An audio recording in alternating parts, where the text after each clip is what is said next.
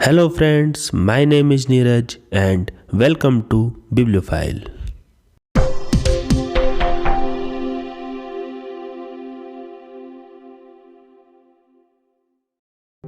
एने फ्रैंक, जिसका पूरा नाम था एनेलीज मारी एने फ्रैंक। यह जर्मनी में पैदा हुई ज्यूइश लड़की थी जो अपनी फैमिली और 4 दोस्तों के साथ एम्स्टर्डम में छुपी हुई थी और वहीं लिख रही थी, क्योंकि वर्ल्ड वॉर 2 के समय जर्मनी ने नीदरलैंड पर चढ़ाई कर दी थी। उसकी फैमिली एम्स्टर्डम चली गई थी जब जर्मनी की सत्ता हिटलर और नाजियों के हाथ में आ गई। लेकिन इनकी फैमिली तब फंस गई जब नाजियों ने नीदरलैंड्स तक कब्जा कर लिया था। जैसे जैसे ज्यूइश लोगों पर अत्याचार बढ़ता गया, तब 1942 में इनकी फैमिली इनके पिता ओटो फ्रैंक की ऑफिस बिल्डिंग में छिप गई। 2 साल तक छिपे रहने के बाद धोखे से इनकी फैमिली को हिटलर के कंसंट्रेशन कैंप में लाया गया, जहां एने की बहन मार्गोट के मरने के कुछ दिन बाद ही बर्गेन बेल्सन कंसंट्रेशन कैंप में एने की मौत टाइफस बीमारी की वजह से हो गई। इसके पिता ही पूरे ग्रुप में से आखिरी शख्स बचे थे जो युद्ध खत्म होने के बाद एम्स्टर्डम लौट आए, जहां उन्हें एने की डायरी मिली। उन्होंने इस डायरी को the diary of a young girl नाम से पब्लिश इंग्लिश में किया। यह डायरी एने फ्रैंक को उसके 13वें बर्थडे पर दी गई थी और उसकी ज़िंदगी की घटनाओं की श्रृंखला 12 जून 1942 से शुरू होती है, जिसमें उसकी आखिरी एंट्री 1 अगस्त 1942 की है। इसको ओरिजिनली डच लैंग्वेज से बहुत सी अन्य भाषाओं में ट्रांसलेट किया गया। यह दुनिया की सबसे ज़्यादा पढ़े जाने वाली किताबों में से एक है। इस डायरी पर बहुत सी फिल्म, टीवी सीरियल्स, यहाँ तक कि एक ओपेरा भी बनाया गया है। एक मैच्योर और व्यावहारिक दिमाग द्वारा लिखी गई यह डायरी नाजियों द्वारा उनके रोज के जीवन में क्रूर अत्याचारों को दिखाती है। एने फ्रैंक होलोकॉस्ट विक्टिम की सबसे प्रसिद्ध और सबसे ज़्यादा डिस्कस की जाने वाली विक्टिम्स में से एक है। यह छोटा सा लेख उनकी diary the diary of a young girl से लिया गया है। फ्रॉम द डायरी ऑफ एने फ्रैंक। मेरी जैसी लड़की के लिए डायरी लिखना वास्तव में एक विचित्र अनुभव है। इसलिए नहीं कि मैंने पहले कुछ नहीं लिखा, बल्कि इसलिए क्योंकि मुझे लगता है कि न तो अभी और न ही बाद में कोई एक 13 साल की स्कूली लड़की की सोच में इंटरेस्टेड होगा। लेकिन कोई बात नहीं, मैं बस लिखना चाहती हूँ और मुझे ज़रूरत है कि मैं अपने दिल की सभी बातें खोलकर उसमें लिख दूँ। Paper has more patience than people, यानी कागज में लोगों से अधिक धीरज होता है। मैंने ये कहावत पर तब विचार किया जब मैं थोड़ा सा डिप्रेस्ड फील कर रही थी और घर में अकेली बैठी हुई थी। मैं बोर हो गई थी। मैं सोच रही थी कि घर में ही रहूं या बाहर जाऊं। लास्ट में मैं जहां थी वहीं बैठी रह गई। हाँ, कागज में ज़्यादा धीरज होता है, क्योंकि मैं कोई प्लानिंग नहीं कर रही थी कि इस मोटे से गत्ती वाली डायरी को कोई और भी पढ़े, जब तक कि मुझे कोई सच्चा दोस्त नहीं मिल जाता। मैं इस पॉइंट पर वापस आती हूँ जिसने मुझे सबसे पहले डायरी लिखने के लिए प्रेरित किया। वह पॉइंट है कि मेरा कोई दोस्त नहीं है।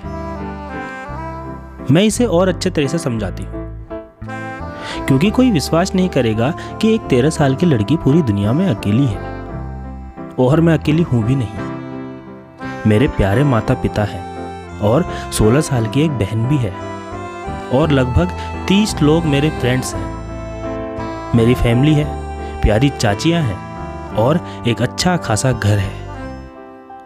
हाँ, बाहर से लगता है कि मेरे पास सब कुछ है, सिवाय मेरे सच्चे दोस्त के। जब मैं दोस्तों के साथ होती हूँ तो सोचती हूँ कि मेरा यहाँ अच्छा टाइम बीते। मैं किसी चीज़ के बारे में कुछ बात नहीं करती, सिवाय रोज के चीज़ों के। मुझे नहीं लगता हम ज़्यादा करीब आ पाएंगे। शायद ये मेरी गलती हो कि हम एक दूसरे को अपने सीक्रेट्स नहीं बताते। जो भी हो, लेकिन शायद ये सब कभी नहीं बदलेगा। इसलिए मैंने डायरी लिखना शुरू किया। इस नए दोस्त को बड़ा और अच्छा बनाने के लिए मैं इस डायरी में फैक्ट्स नहीं लिखना चाहती जैसा अधिकतर लोग लिखते रहते हैं, पर मैं चाहती हूँ कि यह डायरी मेरी फ्रेंड बने और मैं इसे अपनी फ्रेंड किटी बुलाऊंगी। अगर मैं सीधे सीधे लिखूं, जो मैं कहानी किसी को सुनाऊंगी उसका एक भी वर्ड कोई समझ नहीं पाएगा। इसलिए बेहतर ये होगा कि मैं अपनी ज़िंदगी के बारे में शॉर्ट में बताऊं। वैसे भी ज़्यादा लिखना मुझे पसंद नहीं है। मेरे पिताजी, जो दुनिया के सबसे अच्छे पिताजी हैं, उन्होंने 36 साल की उम्र में मेरी माता, जो उस समय 25 साल की थी, उनसे शादी की। मेरी बहन मार्गोट 1926 में फ्रैंकफर्ट जर्मनी में पैदा हुई थी। मेरा जन्म 12 जून 1929 को हुआ। मैं 4 साल की उम्र तक फ्रैंकफर्ट में रही। मेरे पिताजी 1933 में हॉलैंड यानी नीदरलैंड चले गए थे। मेरी माँ एडिथ होलेंडर फ्रैंक मेरे पिता के साथ सितंबर में हॉलैंड चली गई, जबकि मार्गोट और मुझे मेरी दादी के पास रहने के लिए आचन भेजा गया। मार्गोट दिसंबर में हॉलैंड गई और मैं फरवरी में मार्गोट के बर्थडे पर बर्थडे गिफ्ट की तरफ पटक दी गई। मैंने मॉन्टेसरी नर्सरी स्कूल में पढ़ाई स्टार्ट कर दी। मैं वहाँ 6 साल की उम्र तक रही। उस समय मैं क्लास 1 में थी। क्लास 6 में मेरी टीचर मिसिज क्यूपेरस थी, जो हेड टीचर भी थी। साल के अंत में हम दोनों बहुत इमोशनली अलग हो गए। 1941 की गर्मियों में दादी बीमार हो गई और ऑपरेशन कराना पड़ा। इसलिए मेरे बर्थडे पर मुझे कोई खुशी नहीं हुई। जनवरी 1942 में दादी की डेथ हो गई। यह कोई नहीं जानता, लेकिन मैं अब भी उनसे बहुत प्यार करती हूँ। मैं आज 20 जून 1942 को अपनी डायरी को फॉर्मल रूप से डेडिकेशन के साथ लिखना शुरू कर रही हूँ। डियरेस्ट किटी, हमारी पूरी क्लास में डर का माहौल बना हुआ है, क्योंकि आगे आने वाली मीटिंग में टीचर यह डिसाइड करेंगे कि आगे की क्लासेस में किसको पास किया जाए और किसको उसी क्लास में रहने दिया जाए। आधी कक्षा शर्त लगा रही थी। जीएन और मैं अपने पीछे बैठे 2 लड़कों सीएन और जैक्स पर पागलों की तरह हंस रहे थे, क्योंकि उन्होंने छुट्टियों के लिए जमा किए पैसों को शर्त पर लगा दिया। सुबह से रात तक यही चलता रहा। तुम पास हो जाओगे। नहीं, मैं पास नहीं होऊंगा। हाँ, तुम पास हो जाओगे। नहीं, मैं पास नहीं होऊंगा। यहाँ तक कि जीएन की प्रार्थना भरी नजरें और मेरी जोर की हंसी भी उनको शांत नहीं कर सकी। यदि आप मुझसे पूछें तो हमारी क्लास में 1/4 कक्षा मूर्ख है।